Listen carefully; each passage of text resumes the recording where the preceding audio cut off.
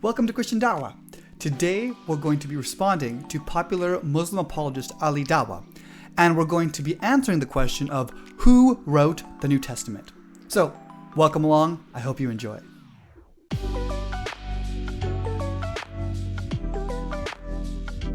Are you saying disciples never met Jesus? So to be honest, the question that needs to ask here is, who are these people? We know nothing about them. Like in Islam, we have chain of transmission, hadith, sanad. We have science of hadith. We know mutawatir. We know how many people heard it. They have nothing. So if you read the New Jerome commentary of the Bible, which is the tafsir, like in a nutshell, like telling them who these individuals are, Mark, Matthew, Luke, and John. John, they're saying, which John are you talking about? Is it John, the son of Zebedee, John the presbyter, or John the apostle? There's 3 Johns. They're saying which one is the one. They don't know. So the thing is here, I'm getting information about the hereafter from people I don't know, from a book that they wrote inspired by God that's full of mistakes, and they are telling me about a God concept that makes no sense. This is janaza. So in this clip, we can see that Ali Dawah is arguing that the authors of the Gospels in the New Testament are anonymous. And he points out that this is a big problem because he says, I'm getting information about the hereafter from people I don't know. And so the first question we need to answer is, why is it a big deal if we know or don't know the people who wrote the Gospels? So let's dive into that first.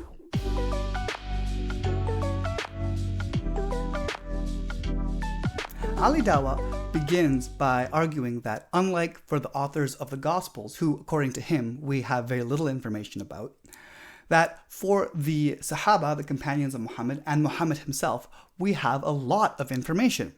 And his reasoning is that we have a lot of hadith, which is the sayings of the Prophet Muhammad, which were recorded by the Sahaba, by the companions, and then later written down by Muslim scholars. Now, as time went on, the Islamic community realized that they needed a way to determine which of the hadith were authentic to Muhammad, or sahih, and which were weak or unlikely to be authentic, or da'if. And the system that they came up for determining this is known as ilm al-hadith, which is the science of hadith. And the central concept in ilm al-hadith is the concept of tawatur. Now, tawatur basically means multiple independent chains of transmission. So we can know that a particular hadith or saying is likely to be authentic if it has tawatur, if it's mutawatir, if we can say that it has multiple independent chains of transmission. So for example, if we take any given saying from Muhammad and we have multiple different companions of Muhammad independently recording it and saying, yes, this is an authentic saying of Muhammad, we can say that that particular hadith is sahih or authentic because it's very unlikely that it could have been fabricated because it was independently witnessed by so many people. On the other hand, if we have a hadith that is only attested by one of the Sahaba or the people involved in the transmission were unreliable, then we might classify that as da'if or weak because it's less likely to be authentic. And so this concept of tawatur is very, very important for understanding how the hadith are organized and how they are classified. Now, Ali Dawah is exactly right about this system, that this does at least help to give us a bit of insight into which hadith are authentic and which hadith are inauthentic. And he is right to say that we don't exactly have the same thing for the Bible. The problem is that he applies this to the hadith, but does not apply this to the Qur'an.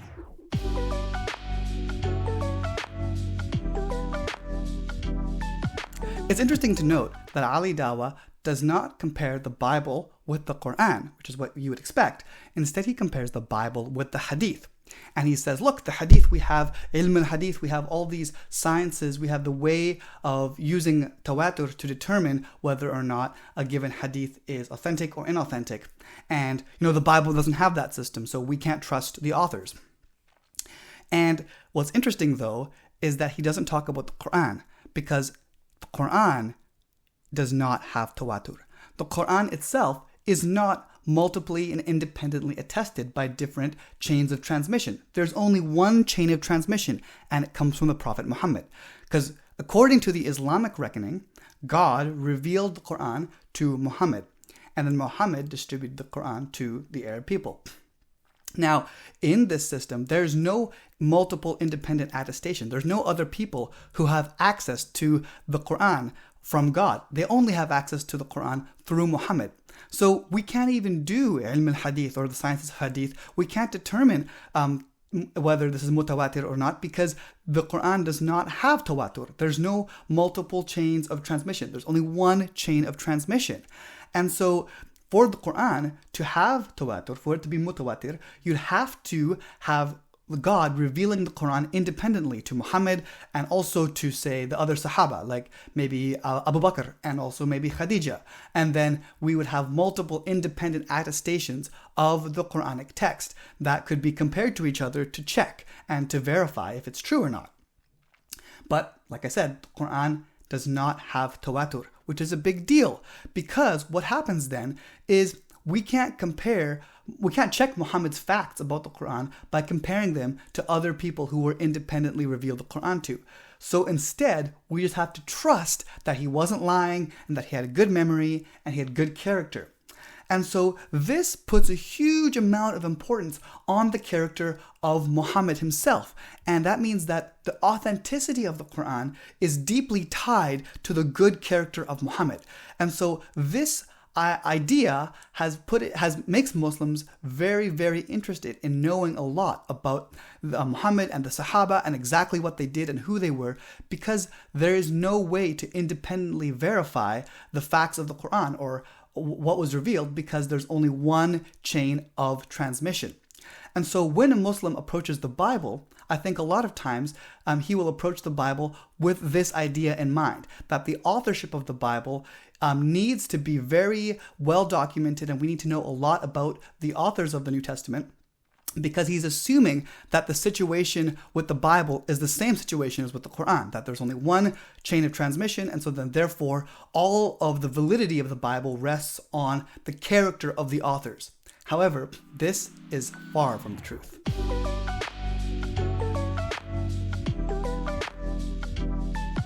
So, who were the authors of the Gospels?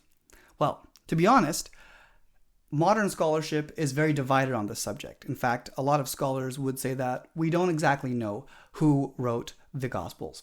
However, there are some reasons to believe that the traditional authorship of the Gospels is accurate. For one, all of the manuscripts that we have of the Gospels have the traditional authors' names on them: Matthew, Mark, Luke, and John. And there's no manuscript evidence that you have manuscripts with different names attached to them or with no names attached to them. So that's the first point.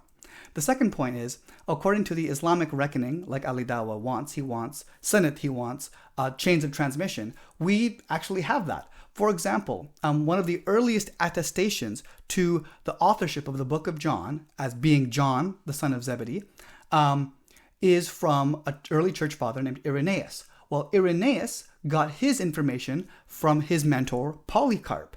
Polycarp, who was the bishop of Smyrna. Polycarp was trained up by John. So even from the very beginning, we have someone who's only 2 stages away from the apostle himself. Irenaeus is only 2 stages away from John, and he identifies John as the author of the Gospel of John. Now, Ali Dawah in his video says, well, we don't know if it's John the presbyter or John the apostle or John of Zebedee. First of all, John, son of Zebedee, and John the apostle are the same person. No one disagrees with that. That's just one's a title, one's the name of his father, so that's not a problem. And then John the presbyter or John the elder is also likely the same person. It's just as he got older, he became a church elder, and so he started identifying as an elder. So this is not a big deal. I don't understand where he's coming from here in terms of viewing this as a huge problem. And so we actually do have good evidence to trust in the traditional authorship of the Gospels. Now, the other thing to point out here is that the other Gospels, like Matthew and Luke and Mark, these are less well attested than John is, but they are attested through the oral tradition of the church. And I would just say talking to Muslims at least, if Muslims are allowed to use their oral traditions in order to count on the authorship or the validity or authenticity of the hadith, I think Christians should also be allowed to use church oral traditions to back up the validity and authenticity of the authorship of the Gospels.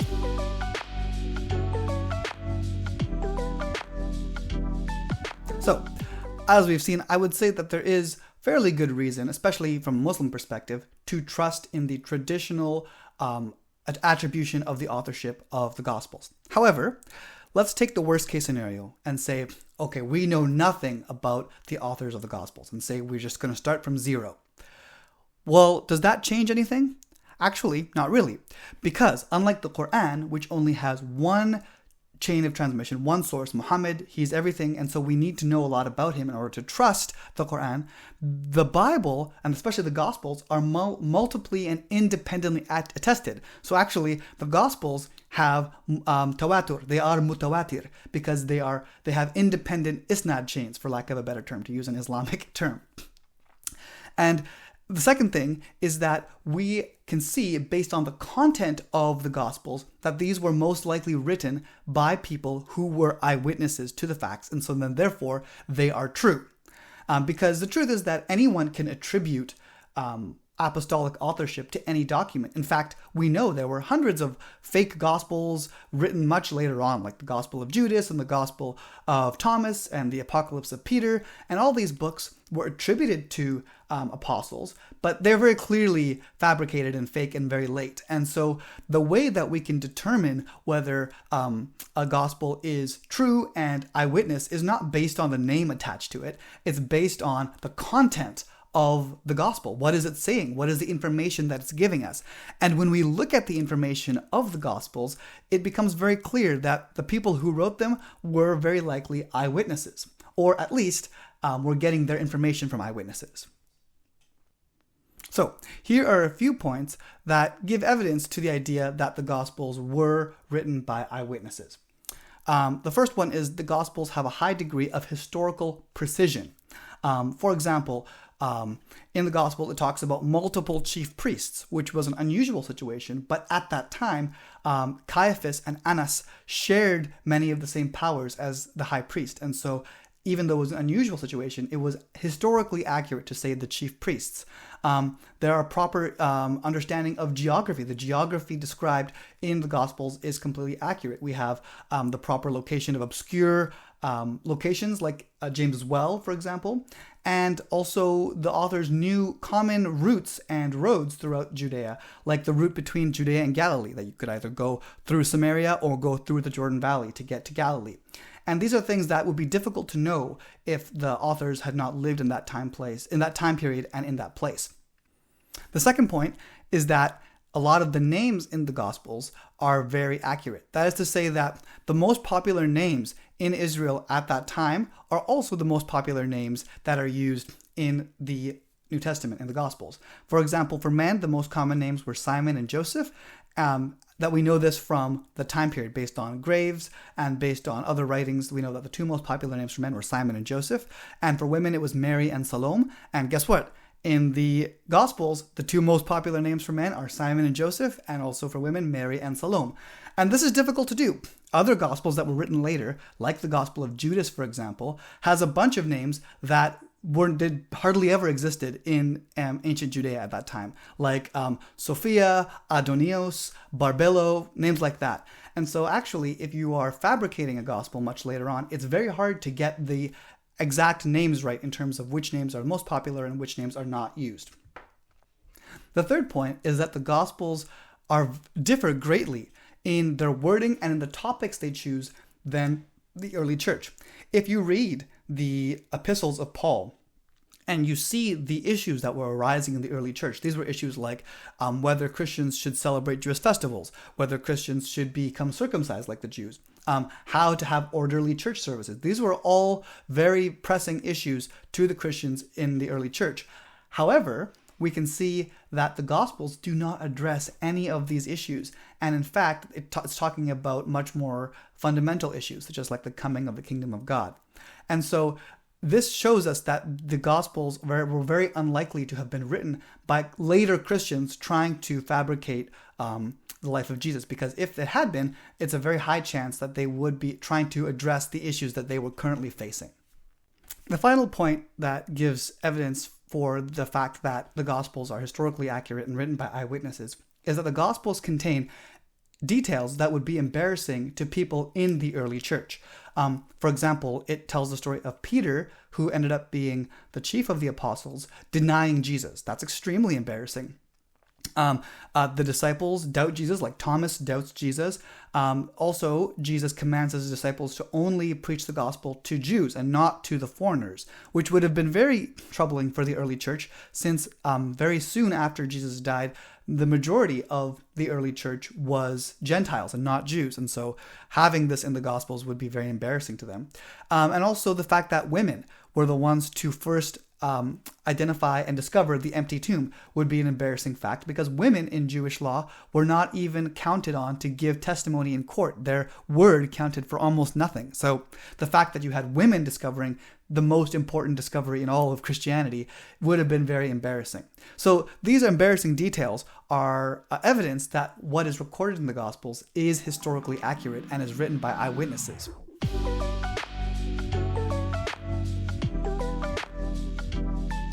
However, not only do we have these various evidences for the historical accuracy of the Gospels, but like I mentioned before, the Gospels have tawatur. They are multiply independently attested. That means the core message of the Gospels, that is to say, the divinity of Jesus, his death and resurrection for the salvation of mankind, the very core message of Christianity is multiply and independently attested. What do I mean by that? Well, the what are known as the synoptic Gospels, which are Matthew, Mark, and Luke, all likely shared sources, and they're counted as one source. Then we have the book of John, which, as I said earlier, we have sanad, we have a transmission chain saying that the Gospel of John was written by John based on Irenaeus, who heard it from Polycarp, who heard it from John.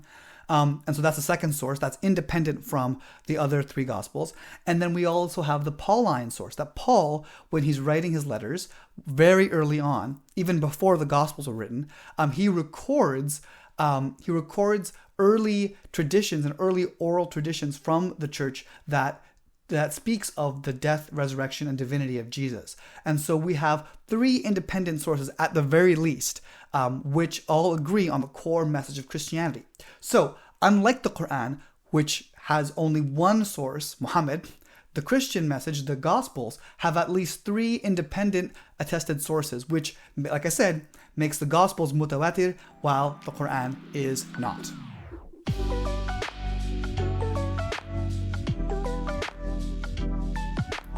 So, now that I've addressed Ali Dawah's points on the authorship of the Bible, I would like to make one more point.